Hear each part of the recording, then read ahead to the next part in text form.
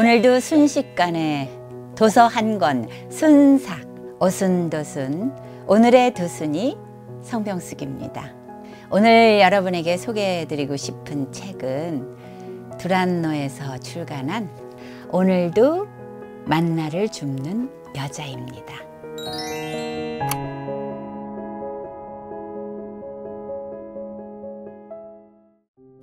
첫 장을 넘기면서 소개글을 봤는데요. 자식을 가진 엄마로서 이 책의 내용이 만만치 않을 거라는 그런 생각이 들었어요. 역시 보면서 울컥하고 눈물도 나고 그랬습니다. 이 책을 쓴 홍혜경은 누구일까요? 한의사기도 하고 드라마 작가기도 하고 예쁜 집에 좋은 남편에 예쁜 두 딸을 가진 세상에서 부족할 것이 없는 엄마였습니다. 인생을 살면서 정말 어려운 난관에 부딪히고 큰 시련을 당할 때에 하나님을 만나고 그 하나님을 만난 매체가 바로 큐티였다고 고백을 합니다. 만나가 바로 큐티인 셈이죠. 이 책은요, 책 보니까 안경 써야 돼요. 네 가지 부분으로 나눠집니다. 사랑이 지나간 자리에 하나님이 오셨다. 광야에서 만나를 먹었다. 상처 입은 치유자로 부르셨다. 말씀이 우리를 살린다. 이렇게 나눠져 있습니다. 이 책을 읽으면서 은혜 많이 받기로 해요.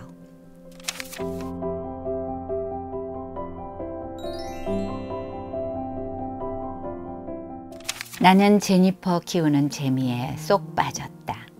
하루 종일 제니퍼만 보고 있어도 너무 행복하고 즐거웠다. 얼마 지나지 않아 제니스도 태어났다. 두 딸 모두 착하고 사랑스러웠다. 시간이 지나자 아이들은 철이 들면서 친구를 따라 교회에 다니기 시작했다. 제니퍼는 정말 열심히 교회에 다녔다. 무슨 일이 있어도 주의를 어기지 않았고 새벽 기도회라도 있는 날이면 꼭두 새벽부터 일어나 교회에 갔다. 한 번은 제니퍼가 내게 새벽 기도회에 한 번만 같이 가달라고 부탁했다. 싫다고 했는데 너무 간절하게 부탁했다. 그래서 큰맘 먹고 따라갔는데 교회에 들어간 제니퍼가 의자가 아닌 바닥에 무릎을 꿇고 앉아서 기도를 하기 시작했다. 나는 너무 놀라 딸에게 빨리 일어나 의자에 앉으라고 했다. 그래도 제니퍼는 일어나지 않고 계속 기도했다. 나중에 집에 오면서 무슨 기도를 그렇게 했느냐고 물어봤다. 그랬더니 제니퍼가 하는 말이 엄마를 위해 기도했다는 것이다. 도대체 나를 위해 무슨 기도를 했느냐고 물었더니 제니퍼가 말했다. 우리 엄마가 기도하는 엄마가 되게 해달라고 기도했어. 그날 엄청나게 충격을 받았다. 나는 제니퍼가 엄마를 자랑스러워하는 줄 알았다. 언제나 책을 보는 엄마, 언제나 공부하는 엄마. 그래서 한의사가 된 엄마를 자랑스러워하는 줄 알았다. 그런데 아니었다. 제니퍼는 기도하는 엄마를 원했다. 다가올 일들을 준비해야 했기 때문이다. 이같이 너의 빛이 사람 앞에 비치게 하여 그들로 너의 착한 행실을 보고 하늘에 계신 너희 아버지께 영광을 돌리게 하라. 이 구절은 제니퍼가 제일 좋아했던 말씀이다. 자기는 이렇게 살고 싶다고 했다. 그러면서 엄마도 이렇게 살았으면 좋겠다고 했다. 그럴 때마다 나는 쓸데없는 소리 하지 말고 공부나 열심히 하라고 했다. 제니퍼에게 남자친구가 생겼다. 같은 교회에 다니면서 알게 되었다고 했다. 두 사람이 함께 있는 모습을 보면 너무나 예뻤다. 만난 지 4년이 되던 해 두 사람은 결혼을 약속했다. 그리고 그 기쁨이 계속될 줄 알았다. 그 일이 있고 얼마 있지 않아 제니퍼가 아프기 시작했다. 제니퍼 몸 안에 암세포가 자라고 있었던 것이다. 그것도 악성 종양의 말기 암이니 당장 수술하지 않으면 안 된다는 말을 듣던 날 나는 거의 실신할 뻔했다. 하나님께 무조건 딸을 살려달라고 기도했다. 왜 우리 제니퍼처럼 착한 아이를 암에 걸리게 하셨느냐고 따졌다. 나 같은 사람이 암에 걸려야지 왜 천사 같은 제니퍼가 암에 걸려야 하느냐고 따졌다. 제니퍼는 무조건 살리시고 차라리 나를 데려가시라고 했다. 제니퍼는 아무 잘못 없으니 죄 많은 나를 데려가시라고 했다. 이게 부모 마음인가 봐요. 저도 그랬거든요. 도미니크에서 제 딸이 콜레라가 걸렸어요. 봉사하러 가서 따님이 위험하니까 어머니가 오셔야겠다고 전화 받은 그날이 제 환갑이 되던 생일날이었어요. 케이크를 자르고 있는데 갑자기 전화를 받고 정말 하늘에서 벼락이 친 것 같은 그런 사건이 생겼더라고요. 기도하기 시작했습니다. 울면서 기도하기 시작했어요. 차라리 절 데려가시지. 이제 나이도 얼마 안 되는 애를 하나님 살려주세요. 살려주세요. 제발 살려주세요. 이렇게 기도를 했습니다. 그 기도를 들어주셔서 혼수 상태에서 의식이 돌아왔고 거의 1년을 집에서 간호를 했습니다. 하나님이 살려주셨죠. 정말 이런 큰 사건이 당했을 때 하나님을 만나게 되고 그리고 내 삶을 돌아보게 되고 묵상하게 되고 나를 묵상하는 게 아니라 하나님을 묵상하게 되는 그런 큰 계기가 되는 것 같습니다. 이 부분에서 저 정말 눈물이 펑펑펑 났었어요.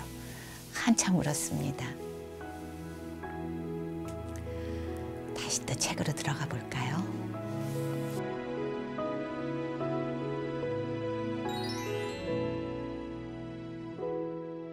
제니퍼의 소식을 들은 목사님이 달려와 얘기했다. 제니퍼야, 살려만 주시면 뭐든 하겠다고 하나님께 서원해.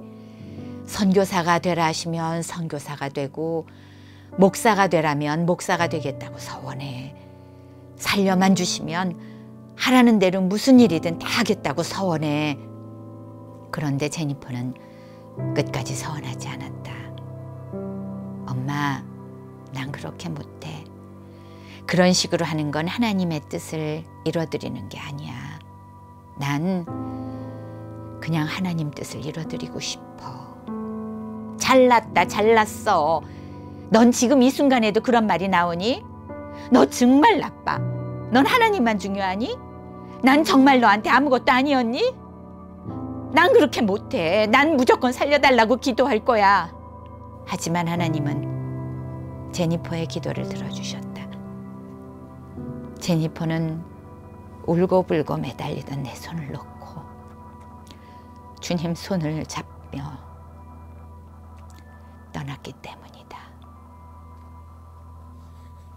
제니퍼의 장례식 날 살고 싶지 않았다.